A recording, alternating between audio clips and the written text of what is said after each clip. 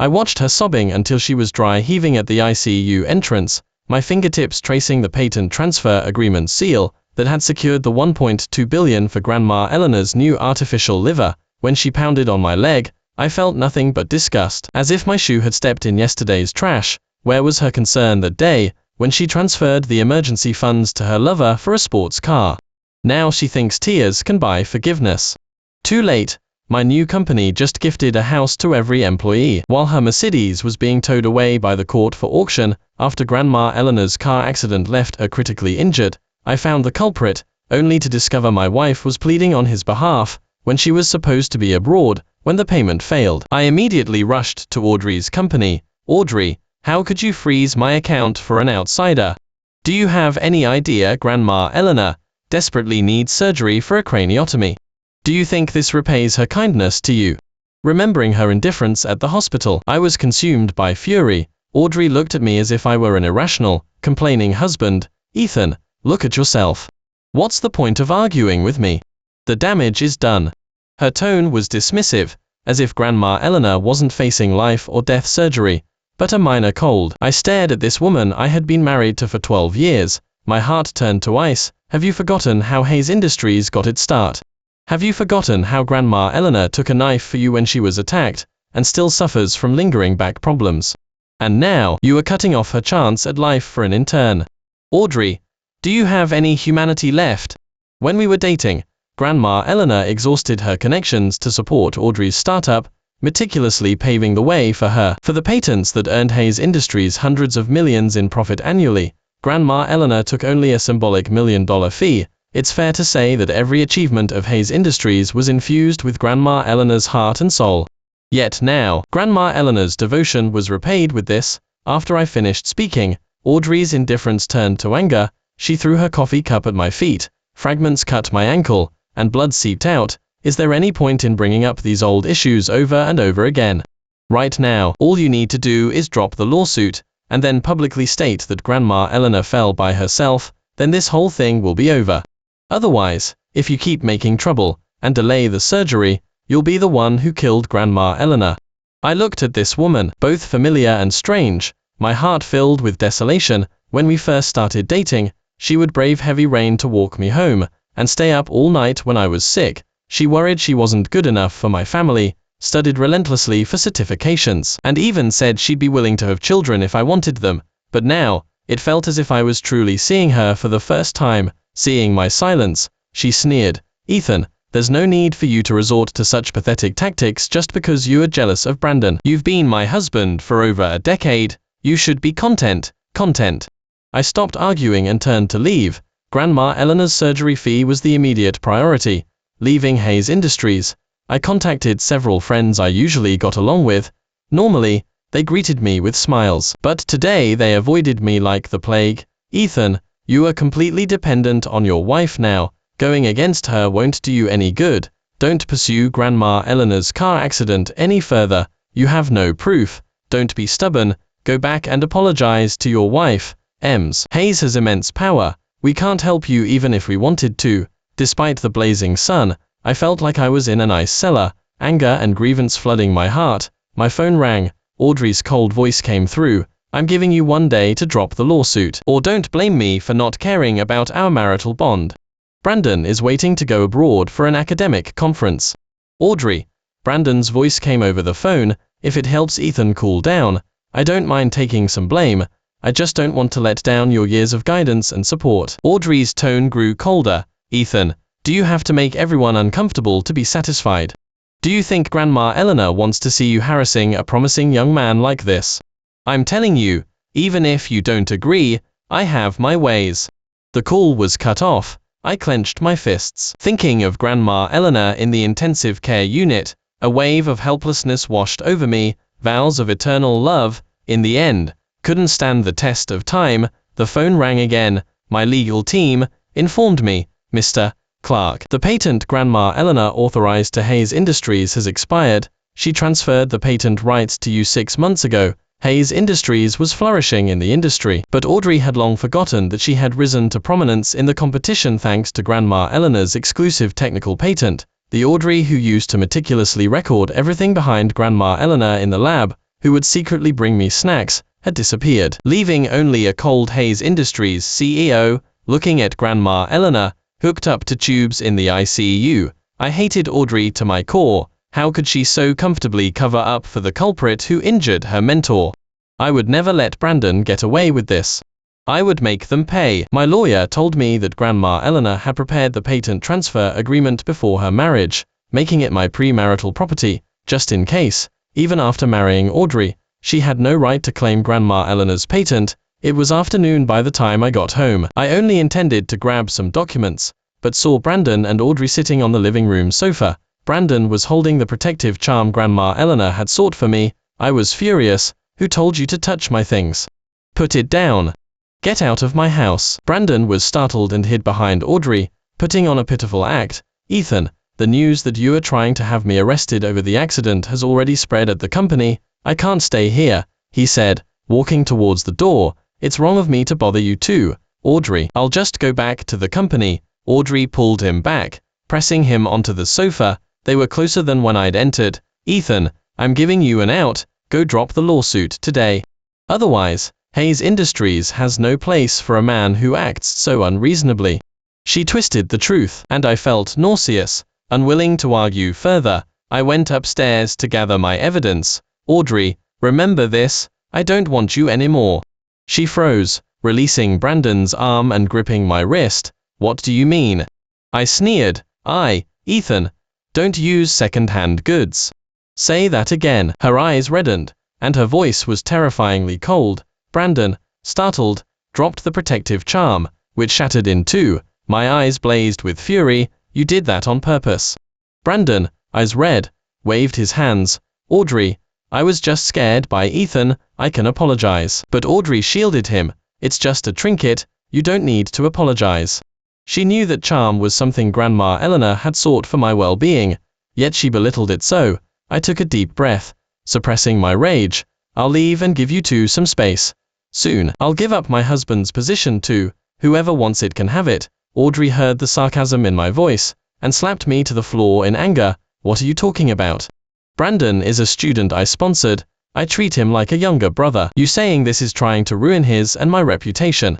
I clutched my face. The anger dissipated, leaving only a dead silence. In 12 years, she had never hit me before, and she did it for Brandon. Audrey ruthlessly threw my luggage out the door. Ethan, don't think you can control me. I don't care where you go. You still have half a day to drop the lawsuit. The door slammed shut. I silently picked up my luggage and headed to the law firm, where I obtained Grandma Eleanor's patent transfer agreement. Looking at the thick agreement, my eyes welled up. This was Grandma Eleanor's life's work. The lawyer handed me a contract. Mr. Clark, Horizon Group is willing to offer $1.2 billion for a 5-year patent usage right. Are you interested in discussing?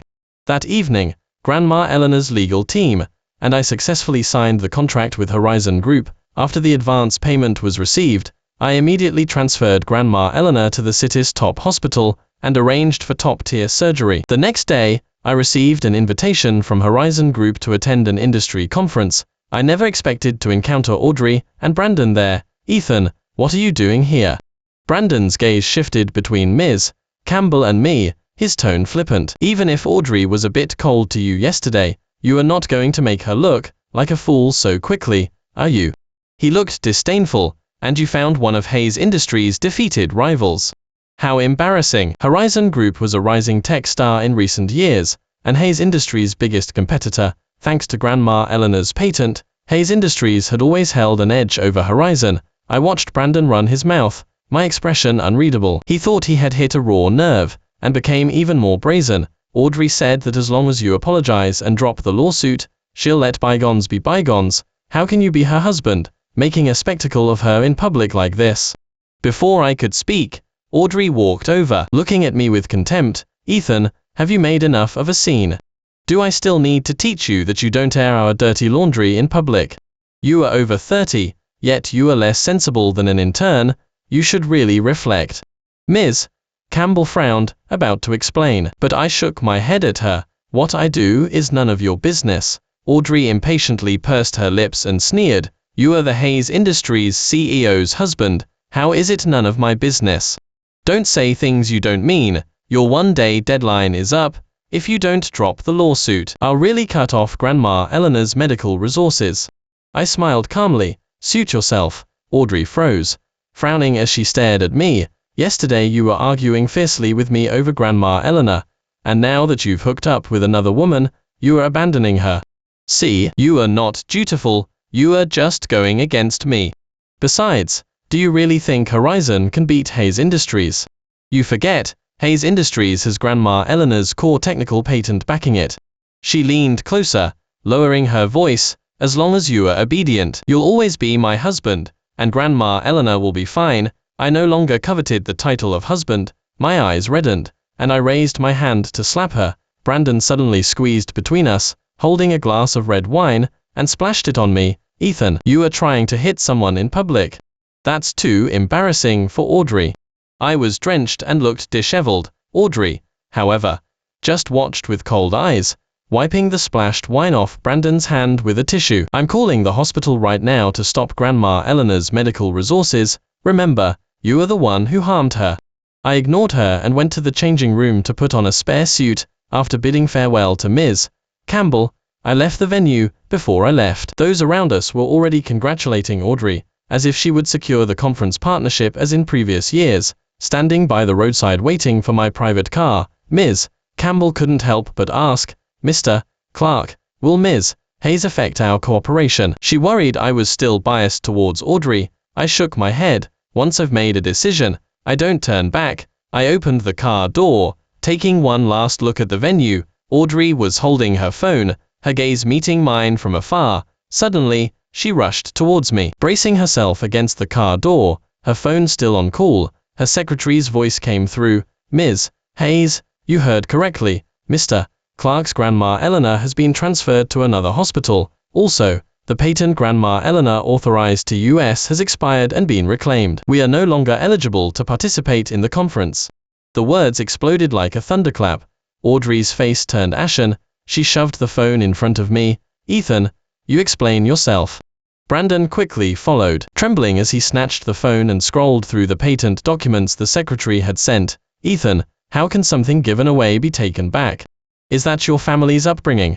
Audrey's eyes were red with anger. As long as you sign the contract again, I'll let bygones be bygones. She handed me an electronic contract. I glanced at it. The offer was still a few million. Utterly preposterous. Sorry, the patent has already been sold. The scene fell silent. Audrey glared at Ms.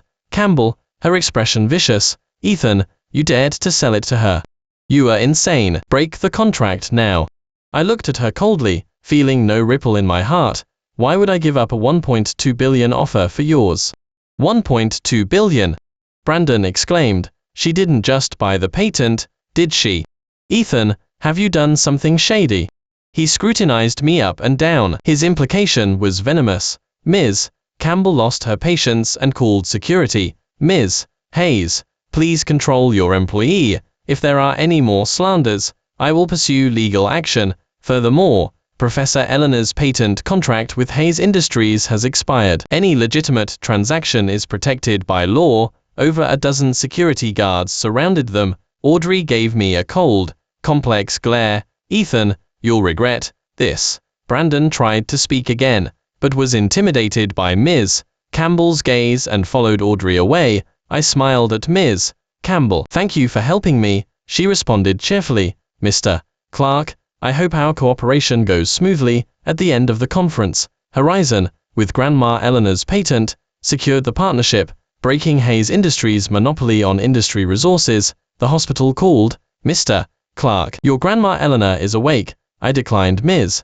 Campbell's dinner invitation and rushed to the hospital. After the conference, Audrey gripped her phone, her knuckles white. She had originally thought that a common car accident could be smoothed over with money or influence, as in the past. Brandon was merely an intern she sponsored. When he injured someone, she had intended to settle it privately and protect his future. After all, in her eyes, Brandon was a future talent for Hayes Industries, while Ethan was merely a husband dependent on her, who should comply with her decisions. But she never imagined that Ethan would not only report it to the police, but also reclaim Grandma Eleanor's patent, severing Hayes Industries' lifeline. She thought freezing his accounts and threatening medical resources could force Ethan to yield. But she found she had underestimated his resolve. "Ethan, don't hold a grudge against Audrey. She's just looking out for the company," Brandon gently advised, trying to take Audrey's hand, with a hint of ingratiation. Audrey, however, pulled her hand away, her eyes full of irritation. Brandon's familiar gestures usually didn't bother her,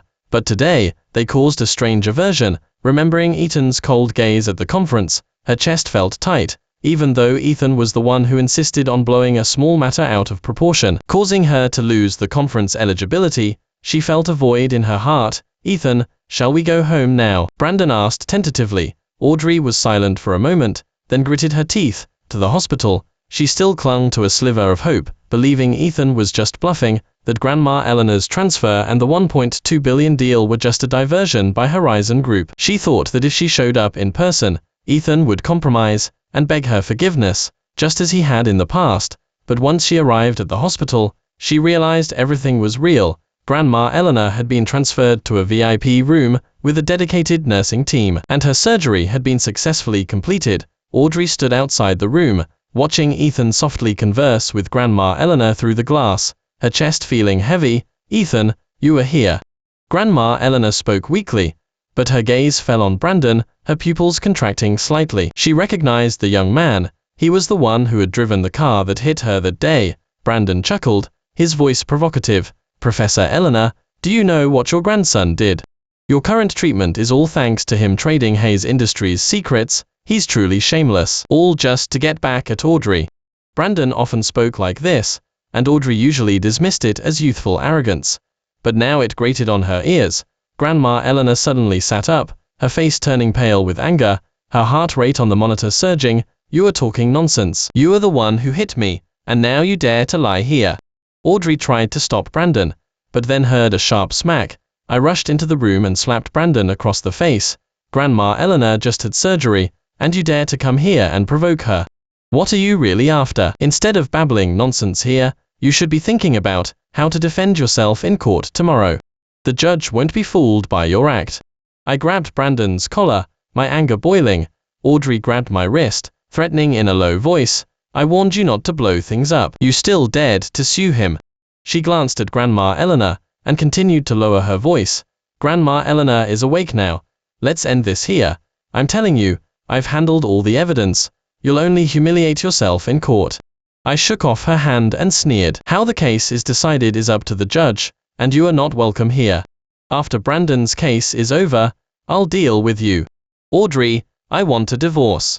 When I said divorce, I thought it would be difficult, but at that moment, it felt incredibly natural. 12 years of marriage had become barely recognizable in this farce. Audrey stood frozen, as if she hadn't heard me clearly. She had never thought I would be so resolute. After all, for 12 years, she knew perfectly well how I felt about her. "What are you talking about?" Her face was ashen, her voice filled with anger. "I just favored Brandon a little. Do you have to be like this?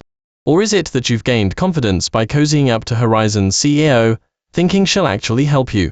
She still thought I was jealous, even playing hard to get with her. But this marriage, I truly no longer wanted. Grandma Eleanor raised me for 30 years. You and I have only known each other for 12. How can you possibly think I would joke around with Grandma Eleanor's life? I retorted coldly. Audrey was speechless, her face extremely ugly. The atmosphere in the room grew so thick it was stifling. There was no point in arguing further. I didn't want to disturb Grandma Eleanor's rest, so I directly called hospital security. Security quickly arrived. Audrey, holding Brandon, left, leaving behind a remark, "No evidence. Let's see how you get Brandon convicted in court. You'll be begging me for help." Brandon gave me a provocative glance and left with her. The room fell silent.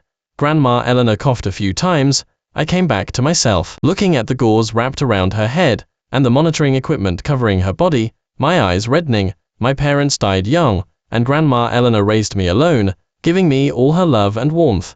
But now, she was as weak as a flickering candle in the wind. I tightly gripped Grandma Eleanor's hand as tears fell. Grandma Eleanor said nothing, only gently patted my back, silently supporting my decision. I secretly resolved to get justice for Grandma Eleanor. The next day, I arrived at the court early with my evidence. Audrey and Brandon were already sitting opposite. Brandon had even invited company colleagues and his mentor, claiming he wanted to clear his name. Seeing the thick stack of evidence in front of me, Brandon sneered, "Audrey, where did he fabricate all this evidence from?" "In court. Fakes don't work." I sneered. "The judge only looks at evidence." Seeing my confidence, Brandon seemed a little flustered, but quickly regained his composure. He believed Audrey's methods had never failed, and wouldn't this time either. He straightened his back, boastfully saying, "With Audrey protecting me, you are bound to lose. Last night she even said that once she divorces you, she'll make me a shareholder in Hayes Industries." After saying that, he smirked and sat beside Audrey. Audrey gently stroked his shoulder in front of me. Her eyes filled with indulgent affection. I felt no ripple. The court session began. Due to pressure from Hayes Industries, the witnesses were afraid to appear and only provided written testimonies. Audrey said impatiently, "Do these even count as evidence? Don't waste my time." At that moment, my lawyer presented the key evidence. I smiled at Audrey. "Don't worry, the real show is about to begin. The surveillance footage from the accident site, is that substantial enough?" Brandon's face instantly went white. On the screen, his figure clearly appeared in the driver's seat. The vehicle sped through a red light, hitting Grandma Eleanor and knocking her to the ground, blood staining the pavement. But he didn't even get out to check, just accelerated and fled the scene. I closed my eyes, forcing myself to endure the pain of rewatching Grandma Eleanor's tragic accident, my nails digging deep into my palms. All I wanted was for Brandon to pay. "This is impossible." Brandon shrieked, standing up. "This is fake. He used AI technology to fabricate the video to frame me. I wasn't even driving that day, and I didn't hit anyone." Audrey also stood up, her tone firm. "I question the authenticity of this evidence."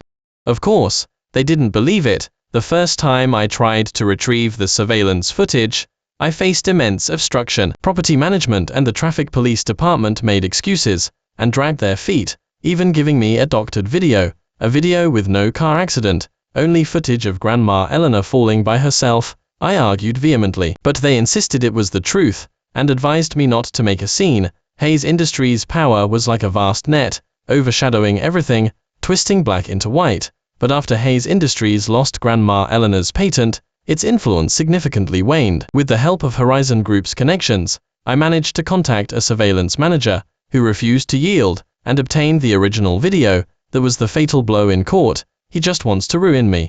Brandon turned to the gallery, trying to gain sympathy. "He's jealous of my being a promising young man. That's why he's using a fake video to slander me. I'm not that kind of person." But with the video evidence displayed, the gallery fell silent. Brandon's voice grew weaker, tinged with panic. "Ethan, I'm going to sue you for defamation." The judge brought down the gavel and sternly commanded, "Silence. This courtroom is not a place for arguments." The video was sent to a professional agency for authentication, and the results showed no signs of tampering. Not only that, we also submitted surveillance footage from surrounding businesses, reconstructing the incident from multiple angles. Horizon Group even persuaded an eyewitness to testify. She pointed at Brandon, her voice trembling but firm. "That's him. He hit someone and just drove off.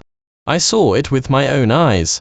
I stood up, facing the judge and everyone present, revealing more truth. Brandon has been involved in dway accidents more than once. In the past few years, he repeatedly used Hayes Industries' influence to force victims to sign settlement agreements, or twisted the truth in court. If I hadn't gotten this ironclad evidence this time, Grandma Eleanor's injustice might have been buried too. The gallery buzzed with whispers. Brandon's colleagues and mentor murmured amongst themselves, their eyes shifting from support to doubt. The live-streamed court session sparked heated discussions online. Netizens spoke out for Grandma Eleanor. A top university intern is so shameless, hitting someone and fleeing the scene. Audrey Hayes of Hayes Industries is even more repulsive, covering up for the culprit, abandoning her benefactor. Truly heartless and ungrateful. Support Ethan. Don't let this despicable couple get away with it. With overwhelming evidence, Brandon finally broke down, looking at Audrey with tears streaming down his face. "Audrey, I don't want to go to jail, please save me." But Audrey herself could barely stand. She had never imagined I would go to such lengths for Grandma Eleanor, willing to break all ties and ruin her, and Hayes Industries' reputations. She glared at me, her eyes filled with a mix of resentment and complex emotions, but I met her gaze fearlessly. the moment the gavel fell. Audrey's face completely changed. Brandon was sentenced, and his excellent intern evaluation was naturally out of reach. As he was being led away, he cried, tugging at Audrey's sleeve, pleading, "Audrey, save me. I don't want to go to jail." Audrey violently pushed him away, then slapped him. "What did you do using Hayes Industries' name? You've utterly disgraced me. Sponsoring you was the biggest mistake of my life." Seeing Audrey turn on him, Brandon went completely mad. "You said you'd make me a key personnel in Hayes Industries. You lied to me. You threw me under the bus to protect Ethan. Audrey, I hope you rot in hell." Audrey's face was ashen. "If it weren't for you, how would Ethan and I have gotten to this point? You ruined my marriage. And you still want to join Hayes Industries' senior management. Dream on." Brandon collapsed on the ground, his hair disheveled, none of his usual arrogance remaining. He struggled to crawl towards me, kneeling and kowtowing. "Ethan, I was wrong. I'll apologize to Professor Eleanor. I'll do whatever it takes to make amends for your family. Please let me go. I don't want to go to jail. Please give me one more chance." I looked at him coldly, feeling no pity. The arrogant Brandon I once knew, who acted recklessly under Audrey's protection, had never considered that those he had injured had also begged him for mercy. Brandon's forehead was bleeding from hitting the ground, but I turned and left without a word. Outside the court, Audrey stopped me. I casually handed her the divorce papers. "Sign these as soon as possible. We'll finalize the procedures in a few days." Her hand trembled slightly. "Are you serious? Are you not just doing this out of spite?" I remained silent, my gaze conveying my stance. "I disagree." Audrey clenched her fists. "Brandon and I have nothing going on. You can't use baseless reasons to force me into a divorce. Grandma Eleanor is still waiting for us to take her to the beach to watch the sunrise. Have you forgotten? We also said we'd redecorate the old house together next year, don't you remember?" Listening to these past promises, I sneered. "Did you think about any of that when you froze my account for Brandon and cut off Grandma Eleanor's medical resources? If Grandma Eleanor hadn't been prepared, she probably wouldn't be alive today. Do you think I don't know how many times you and Brandon met in private? You even took him to company outings, gave him special treatment, and set him as a favorite contact. I kept giving you chances. But what about you?" Audrey's face was pale. She opened her mouth but couldn't utter a single word. I turned and walked towards the exit, opening the door. She called from behind, "I won't sign it." I stopped, turning back to say coldly, "Even if you don't sign, I have my ways." Audrey, without Grandma Eleanor's patent, was nothing but a spent force. After Hayes Industries lost Grandma Eleanor's patent, it consecutively lost multiple core projects. The exposure of Brandon's case caused a public outcry, and the stock plummeted. Key personnel, dissatisfied with Audrey's personal ethics, jumped ship to Horizon Group. Audrey worked day and night to salvage the company. Yet she still made time to visit Grandma Eleanor at the hospital every day, attempting to secure the patent reauthorization. Grandma Eleanor calmly accepted her visits, but never brought up the patent, occasionally chuckling. "Audrey, let bygones be bygones." This gave Audrey hope. Thinking there was still room for negotiation, the day Grandma Eleanor was discharged, Audrey came again. She stood outside the hospital room, looking haggard, her eyes bloodshot. The once spirited and ambitious Hayes Industries CEO now resembled a tired, ordinary woman. "Ethan, let's go home." She tentatively reached for the luggage in my hand, her voice cautious. I coldly avoided her hand. "When are you signing the divorce papers?" Audrey bit her lip, a flicker of panic in her eyes. "Can't you give me another chance? We've been married for 12 years. Can you really bear to throw all this away?" Seeing that I was unmoved, she turned to Grandma Eleanor, her voice trembling. "Grandma Eleanor, please talk to him. We are family. Can you bear to see us break apart?" Grandma Eleanor leaned back in her wheelchair, her gaze gentle yet firm. "Audrey, I gave you the patent hoping you would treat Ethan well, but instead, you abused your power, and even hurt him deeply. Even if Ethan didn't ask for a divorce, I wouldn't let you keep harming him." Audrey staggered backward, clutching her head, as if unable to bear the words. "Ethan, I swear I'll treat you well from now on. Don't leave me, I can't live without you." Her tone was sincere, as if she had reverted to how she was when we first married, staying up late to make soup for me, promising to stay together forever. But she hadn't kept that promise. The trust I once had was shattered by her indifference and betrayal. I quietly watched her. Just as I was about to speak, several police officers walked in. Ms. Audrey Hayes, due to suspected commercial bribery and evidence destruction. Please come with us. Audrey froze, then looked at me, her eyes filled with disbelief. Did you call the police? I shook my head. You know what you did. It turned out that after Brandon's case broke, Horizon Group secretly investigated Hayes Industries' finances and discovered that to cover up Brandon's multiple accidents, Audrey had used company funds to bribe relevant personnel and even destroyed crucial evidence. These crimes had now become her own shackles as she was led away. Audrey's tears streamed down her face. She looked back at me, as if she had lost the most precious thing in her life. I did not look at her again. Pushing Grandma Eleanor out of the hospital, a few days later, I received the divorce papers sent from the detention center. With Audrey's signature on them, I had finally ended my 12-year marriage. The new year arrived. Hayes Industries was on the brink of bankruptcy, its former glory reduced to nothing. Horizon Group, however, thanks to Grandma Eleanor's patent, rapidly rose to become the new industry leader. With Grandma Eleanor's encouragement, I decided to return to school to study management. Grandma Eleanor recuperated at home, occasionally flipping through old notes and researching new technical solutions. She often said, "Ethan, the road is still long, we must look forward." I sold the marital home I shared with Audrey, clearing out all the old items within, that past, like dust blown away by the wind, left no trace. I founded a small tech company specializing in medical technology research and development. Grandma Eleanor smiled and said, "Holding the initiative in your own hands is true confidence." I believed that a bright future awaited Grandma Eleanor and me. 6 months later, my company, in collaboration with Horizon Group, secured its first medical equipment road project. Grandma Eleanor's health gradually recovered. She would occasionally come to the company to offer guidance, her technical insights always providing profound insights to the team. One day, I received an anonymous email with an audio attachment. I clicked it open, and Audrey's voice, low and weary, came through. "Ethan, if I could do it all over again, I would never have let Brandon ruin us." The recording was sporadic, as if she had secretly recorded it in the detention center. She mentioned that she had sponsored Brandon not only because he was talented, but also because he always managed to charm her, giving her a brief moment of ease. In her high-pressure career, she thought she could control everything, but never expected Brandon's ambition and her indulgence would become the final straw that broke their marriage. "I never thought I'd truly lose you," she said at the end. Her voice choked. I listened in silence for a long time, then finally deleted the recording. Audrey's regret came too late, and I no longer needed her explanations. As the company gradually stabilized, I began sponsoring underprivileged students, with one condition: honesty and integrity. Grandma Eleanor often smiled, and said, "Ethan, you are passing on the kindness from back then." One evening, Grandma Eleanor and I sat in the yard, watching the sunset. She suddenly said, "Ethan, have you thought about finding someone else? Life is long.